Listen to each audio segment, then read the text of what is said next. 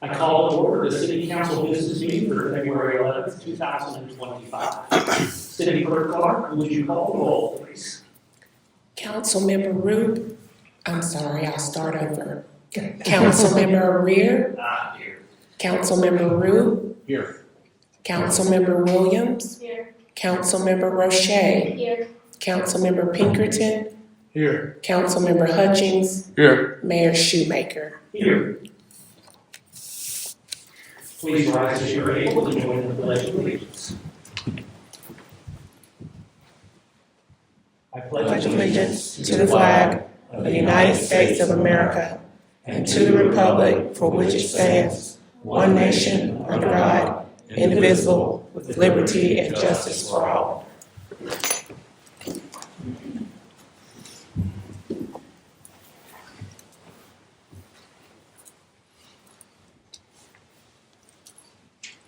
Each member of council has received a copy of the minutes for our January 14th business meeting. Are there any corrections to the minutes?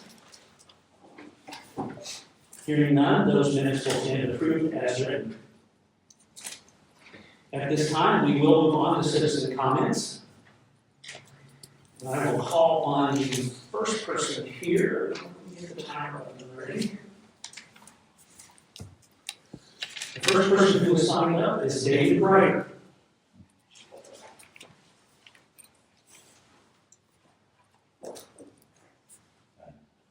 My name is David Ryder. I live at 510 Wagon Creek. I represent the Wagon Creek subdivision. I've been in this position for approximately 7 years. In my first year, I addressed the lack of adequate street lighting in the subdivision as a safety and security concern. The change to LED lighting was only approved after I showed the councilman the cost savings to the city. In that same year, I requested a signal light to be installed at the intersection of Fowler Road, East Curtis, and Wagon Creek interchange. The concern for this safety was the driving force of my request to the city and to the SCDOT. I obtained over 350 residents' signatures in the area, which all agreed that this was a safety issue. The petition was turned over to the city at this time. The traffic light was only installed last year. The residents of Wagon Creek have been asking for a street light to be installed at a dark curve within the subdivision. I've had a police officer, a manager of Duke Energy, a representative from the Simpsonville Public Works, and Councilman O'Rear have all viewed the site. All the aforementioned persons have agreed that the curve is poorly lit and additional lighting is needed. At the request of the city, the homeowner nearest the site has trimmed the tree at his own expense. This has failed to solve the issue. I am now in my 4th year of asking the city to install a street light. Ms. Gracely last year stated that if the city were to install a street light, that the city would consider stop paying the Wagon Creek public light bill, and the cost would be the responsibility of the subdivision. I regarded Mrs. Gracely's statement as a financial coercion of power. Ms. Gracely's salary has increased substantially over the past 7 years. She has been city administrator. She doubles that of the median household income of the residents of Simpsonville and substantially higher than that of Fountain Inn and of Malden at $190,000 annually.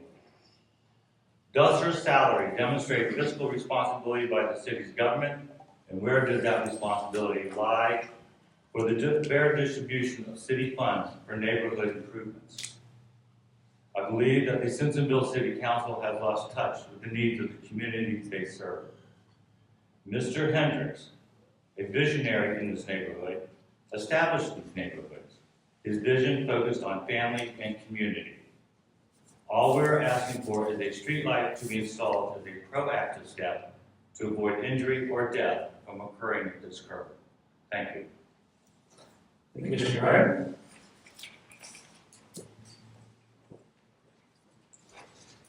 Next is Matt Cazessus.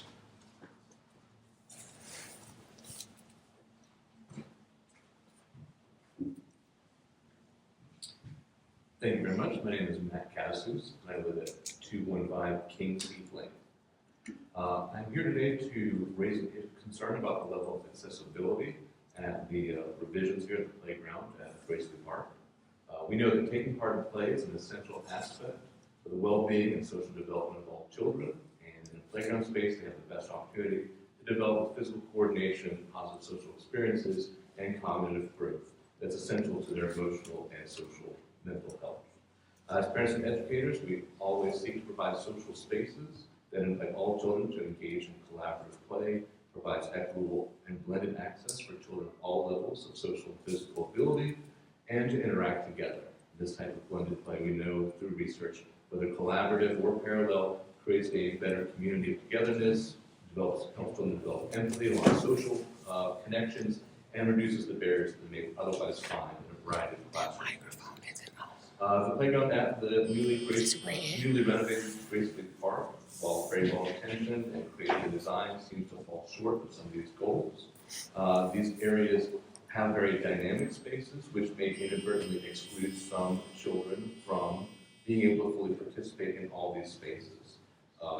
The research in some of the design for these spaces sees that activity zones with steep hills, climbing bridges, some of the other natural barriers that exist there make it difficult for children, especially those with caretakers necessary for mobility or with transfer needs. It makes it very difficult for them to fully collaborate with other children for the access with those with disabilities, with special sensory needs. And it's not just about amending a play space to have a separate space for individuals with different abilities, but to make it fully collaborative and integrated in the design. So I ask simply that the council consider how we can best take action to reconsider this space, maybe to develop that with more citizen input, especially with parents of children who have special accommodation needs, to develop access to whether it's wheelchair ramps, sensory panels that offer different types of participation, spaces to withdraw so that children with sensory overload can have more of a calm space to resolve some of their emotional concerns, but overall to kind of resolve an opportunity to have citizens' feedback and develop a play space that is more fully integrated and allows all of our children to collaborate in physical play that they need to develop that social emotional control they have, to develop relationships with people with differing needs, and to see a fully collaborative play space. Thank you very much for your time. Thank you, Mr. Cazessus.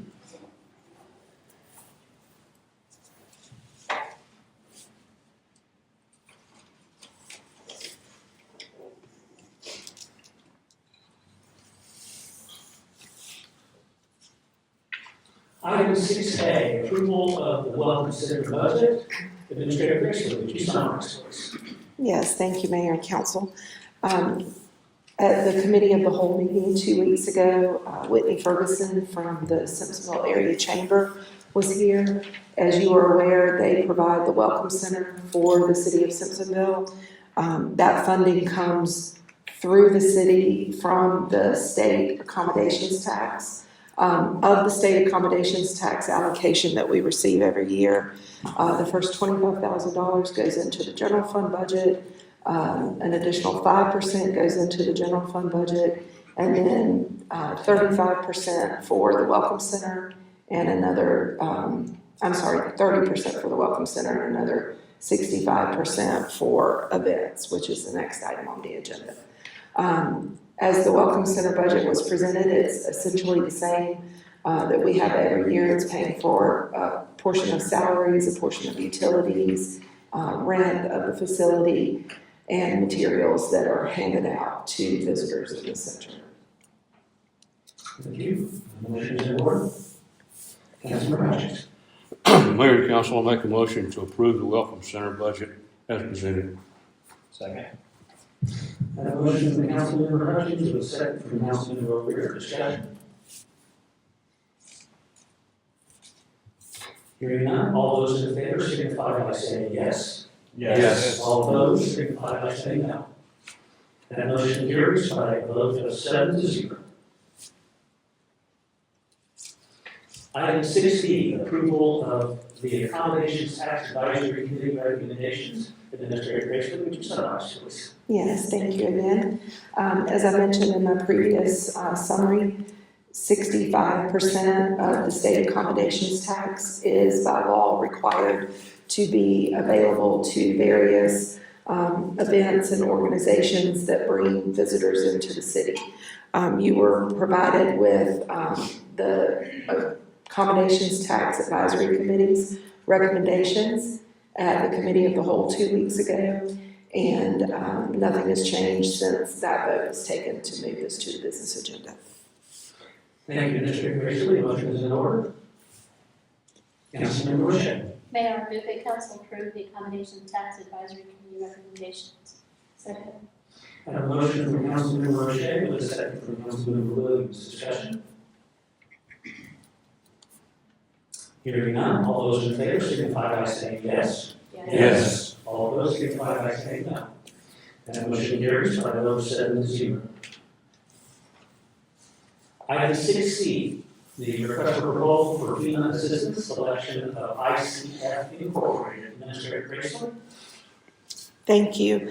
At the Committee of the Whole meeting 2 weeks ago, you were presented with a summary of the selection committee's recommendation for a partner to help assist us with the FEMA public assistance grant that we will receive, primarily reimbursement for debris removal, but also for some stormwater and culvert damage, as well as some building damages and some recreational damages to the pump track and some fencing out at Heritage Park. And we put the RFP out and received 8 responses, and the committee felt that ICF, because of the location of their personnel and their experience working through these FEMA grants with other natural disasters, made them the ideal candidate for us to help us through that process. Thank you. The motion is in order. Councilmember Rowe. Mayor, Council, I move that we approve RFP FEMA assistance selection of ICF Inc. Second. I have a motion from Councilmember Rowe with a second from Councilmember O'Rear. Discussion? Hearing none, all those in favor? Councilmember Rowe. Just a quick question on the pump track. Is that gonna be reimbursed by FEMA or insurance? I did fail to mention that in my summary, thank you. It was all reimbursable through FEMA. So there's no cost to the city for this company to provide assistance to us. Okay, thank you. Council. On the motion to approve the RFP for FEMA assistance, the selection of ICF Incorporated, all those in favor signify by saying yes. Yes. All those signify by saying no. That motion carries by a vote of 7-0. Item 6D, first reading of Ordinance O-2025-01, the lease agreement with Crown and Bloom for 102 Academy Street. Administrator Grayson. Thank you. We put an RFP out several months ago for, in order to find a tenant for 102 Academy Street, which was formerly used as the fire department administrative building. And we had respondents to that, and out of those, council 2 weeks ago voted to approve a lease agreement with Crown and Bloom, who was one of the respondents to that RFP. They are bringing a coffee shop specializing in organic coffee and also gluten-free food options. Thank you. The motion is in order. Councilmember Roche. Mayor, I move that council approve first reading Ordinance O-2025-01, lease agreement with Crown and Bloom for 102 Academy Street. Second. I have a motion from Councilmember Roche with a second from Councilmember Crutchings. Discussion? Councilmember O'Rear. Do we have a target opening date? So this ordinance will require a second reading. And when that is finalized next month, I will talk with the tenants to see, we'll need to coordinate with the construction still remaining for phase 2 of the park, because there's a lot of moving parts over there right now, but I think they had mentioned to me earlier their upfit would be, about 30 to 45 days. So as soon as we're able to get them in the space to start working on the upfit, I would imagine a spring opening, maybe mid-spring would be about right. Excellent, thanks.